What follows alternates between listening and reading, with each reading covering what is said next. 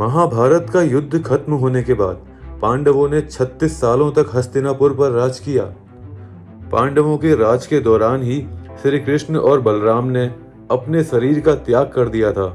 ये सब देखकर पांडवों और द्रौपदी ने भी अपना शरीर त्याग कर स्वर्ग जाने का निश्चय किया। पांचों पांडव और द्रौपदी स्वर्ग में जाने के लिए निकल गए, लेकिन वे सभी स्वर्ग नहीं पहुंच पाए।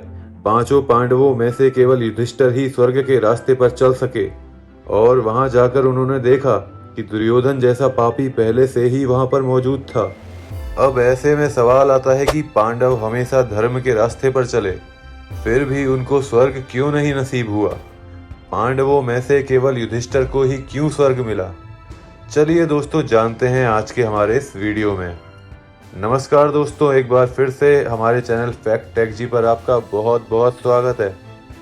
वीडियो शुरू करने से पहले अगर आप चैनल पर नए हैं या फिर आपने अभी तक चैनल को सब्सक्राइब नहीं किया है तो हमारे चैनल को जरूर सब्सक्राइब कर लें और बेल आइकन दबा दें। 18 दिनों तक चला महाभारत का युद्ध दुर्योधन की मौत के बाद समाप्त हो गया।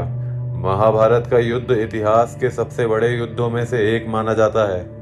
इस युद्ध के बाद अपने बेटों को खोने वाले धृतराष्ट्र और गांधारी को राजमहल के ऐशो आराम रास नहीं आए। उन्हें महल में अकेलापन महसूस होने लगा और इसी अकेलेपन को दूर करने के लिए दोनों ने राजमहल छोड़ दिया और अपनी बची खुची जिंदगी जंगलों में बिताई।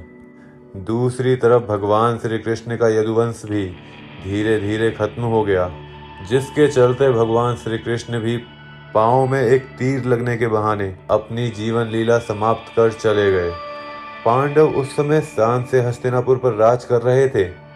36 सालों तक राजसी जीवन बिताने के बाद पांडवों को ये भी एहसास होने लगा था कि धरती पर उनका काम पूरा हो गया है और पृथ्वीलोक छोड़ने का समय आ गया है। युयुत्सु को पूरे राज्य का जिम्मा सौंपने के बाद पांडवों ने अभिमन्यु के पुत्र परीक्षित को हस्तिनापुर का नया राजा नियुक्त किया और महर्षि वेदव्यास से आज्ञा लेकर पांचों पांडव द्रौपदी के साथ स्वर्ग की यात्रा के लिए चल पड़े। लेकिन स्वर्ग की इस यात्रा के दौरान अर्जुन ने अपने गांडीव धनुष और तरकस को नहीं छोड़ा था। यात्रा के दौरान पांचों पांडव कई नदियां, समुद्र, पहाड़ों की यात्रा करते हुए लाल सागर पहुंचे तो वहां अग्निदेव प्रकट हुए और उन्होंने अर्जुन को धनुष को छोड़ने के लिए कहा, क्योंकि उनका काम भी तब तक पूरा हो चुका था। अग्निदेव को धनुष देने के बाद पांडव अपने मार्ग में आगे बढ़े, जहां एक कुत्ता भी उनके साथ साथ चलने लगा। जब पांडवों ने इसकी वजह जाननी चाही तो युधिष्ठिर ने कहा कि ये कुत्ता उनका वफादार है, इसीलिए उनके साथ चल रहा है। इसके बाद पांडवों ने पृथ्वी की परिक्रमा पूरी करने की इच्छा से उत्तर दिशा की ओर यात्रा की। उत्तर दिशा से पृथ्वी की परिक्रमा पूरी करने के बाद केदारनाथ में पांडवों को भगवान श्री कृष्ण ने दर्शन दिए और उन्होंने उन्हें स्वर्ग का रास्ता बताया। रास्ते में आगे चलते वक्त पांडवों ने बालू यानी रेत के समुद्र को पार करने के बाद मेरू पर्वत के दर्शन किए।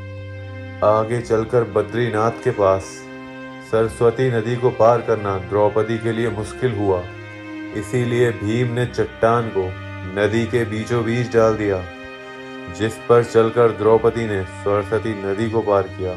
कहा जाता है कि माणा गांव में सरस्वती नदी की शुरुआत में आज भी वो चट्टान मौजूद है, जिसे वर्तमान में भीम पुल के नाम से जाना जाता है। थोड़ी दूर चलने के बाद द्रौपदी एक जगह पर लड़खड़ा कर गिर गई, जिसे देखकर भीम ने युधिष्ठिर से पूछा कि द्रौपदी ने आज तक जब कोई पाप नहीं किया है तो फिर उसके साथ ऐसा क्यों हुआ। इसके जवाब में युधिष्ठिर ने भीम से कहा कि द्रौपदी हम पांचों भाइयों में सबसे अधिक प्रेम अर्जुन से करती थी, इसीलिए वो स्वर्ग पहुंचने से पहले लड़खड़ा कर गिर गई।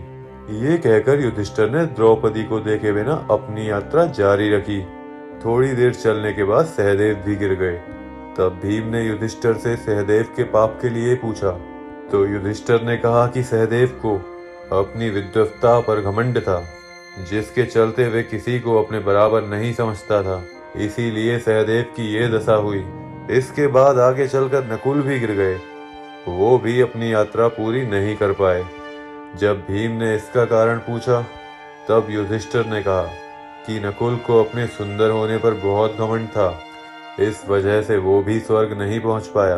थोड़ी आगे चलने पर नकुल के बाद अर्जुन भी गिर पड़ा, जिसका कारण बताते हुए युधिष्ठिर ने कहा कि अर्जुन को अपने पराक्रम और युद्ध कौशल पर बहुत घमंड था और उसने कहा था कि वो एक ही दिन में अपने सारे दुश्मनों को खत्म कर देगा, लेकिन ऐसा नहीं हुआ और यही कारण है कि आज उसकी ये हालत हुई है। सभी भाइयों के पापों का हिसाब देते हुए युधिष्ठिर अपने भाई भीम और उस कुत्ते के साथ आगे बढ़ते रहे कि तभी एक जगह भीम भी गिर पड़े। तब भीम के पूछने पर युधिष्ठिर ने भीम से कहा कि तुम खाते बहुत ज्यादा थे और अपनी शक्ति का झूठा दिखावा करते थे, यही कारण है कि आज तुम इस हालात में हो। इसके बाद सिर्फ युधिष्ठिर और वो कुत्ता ही बचे थे। अपना सफर पूरा करने के बाद दोनों ही स्वर्ग के दरवाजे पर पहुंचे। तब उन्हें दरवाजे पर देवराज इंद्र मिले। देवराज इंद्र को अपने सामने देखकर युधिष्ठिर ने उनसे कहा कि उनके चारों भाई और द्रौपदी यात्रा के बीच में ही गिर गए थे, उन्हें भी अपने साथ ले आइए।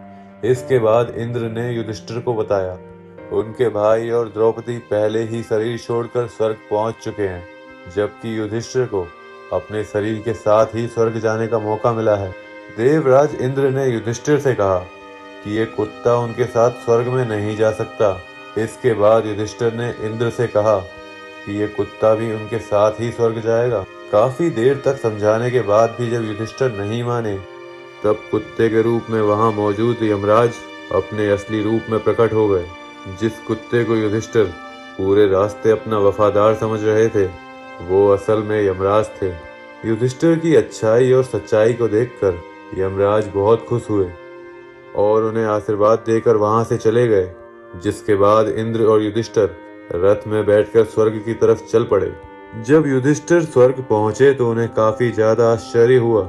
युधिष्ठिर ने देखा कि दुर्योधन भी दूसरे देवताओं के साथ स्वर्ग में एक दिव्य सिंहासन पर बैठा हुआ है। युधिष्ठिर ने जब इंद्र से इसका कारण पूछा, तब इंद्र ने उन्हें बताया कि दुर्योधन ने भले ही अपने जीवन में झूठ और अधर्म का साथ दिया हो, लेकिन अर्जुन और भीम जैसे योद्धाओं से हिचकिचाहट के बिना अपनी हार को सामने देखते हुए भी जिस बहादुरी से युद्ध किया था, उस पराक्रम और साहस की वजह से ही आज उसे ये पद मिला है। युधिष्ठिर ने देखा कि उनके भाई और द्रौपदी वहां नहीं हैं। तब युधिष्ठिर ने देवराज इंद्र से अपने भाई और द्रौपदी से मिलने की इच्छा जताते हुए कहा कि उनके भाई और द्रौपदी को जिस लोक में जगह मिली है, उन्हें भी उसी लोक में जगह चाहिए। अपने भाइयों से बेहतर मुझे कुछ भी मंजूर नहीं है। उसके बाद देवराज इंद्र ने युधिष्ठिर को एक देवदूत के साथ भेज दिया। देवदूत के साथ चलते चलते युधिष्ठिर एक ऐसे रास्ते पर पहुंच गए जहां बहुत अंधेरा था।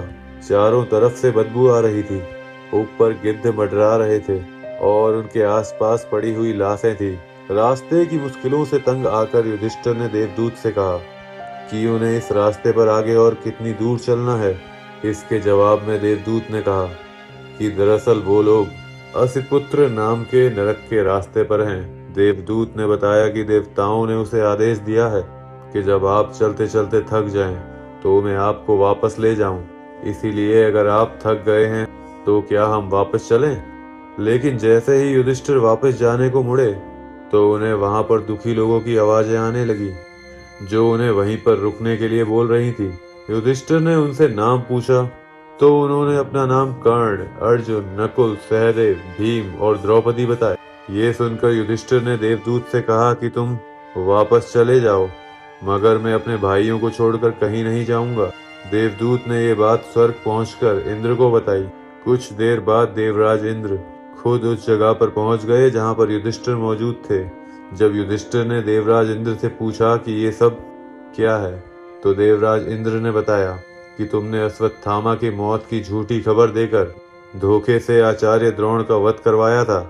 उसी वजह से उन्हें कुछ समय के लिए धोखे से नरक में समय बिताना पड़ा और अब उन्हें स्वर्ग चलना है, जहां उनके भाई पहले से ही मौजूद हैं। उसके बाद युधिष्ठिर ने देव नदी गंगा में नहाकर मानव शरीर को छोड़ दिया और दिव्य रूप धारण कर लिया और उसी रूप में स्वर्ग पहुंच गए, जहां अर्जुन, भीम, नकुल और सहदेव उनका इंतजार कर रहे थे। युधिष्ठिर ने देखा कि वहां पर उनके भाइयों के साथ साथ श्री कृष्ण और द्रौपदी भी मौजूद हैं। युधिष्ठिर ने देखा कि भीम वायु देवता के पास बैठे हुए थे। कर्ण सूर्य के समान तेज धारण किए हुए थे और नकुल सहदेव अश्वनी कुमारों के साथ बैठे हुए थे। इंद्र ने युधिष्ठिर को बताया कि द्रौपदी का जन्म भगवती लक्ष्मी के अंश से हुआ था। अपने सभी अपनों को स्वर्ग में देखकर युधिष्ठिर बहुत खुश हुए। तो दोस्तों, ये थी पांचों पांडवों के स्वर्ग जाने की कहानी। तो दोस्तों, आज की वीडियो में सिर्फ इतना ही। तो दोस्तों, उम्मीद है कि आज के वीडियो से कुछ आपको नया सीखने को मिला होगा। अगर ये वीडियो आपको पसंद आया हो तो वीडियो को जरूर लाइक करें और कमेंट में जय श्री कृष्ण लिखें। और जाने से पहले अगर चैनल पर नए हैं तो चैनल को सब्सक्राइब करके जरूर जाएं। सर्वे शुभम भवतु। आइए मिलते हैं अगले वीडियो में।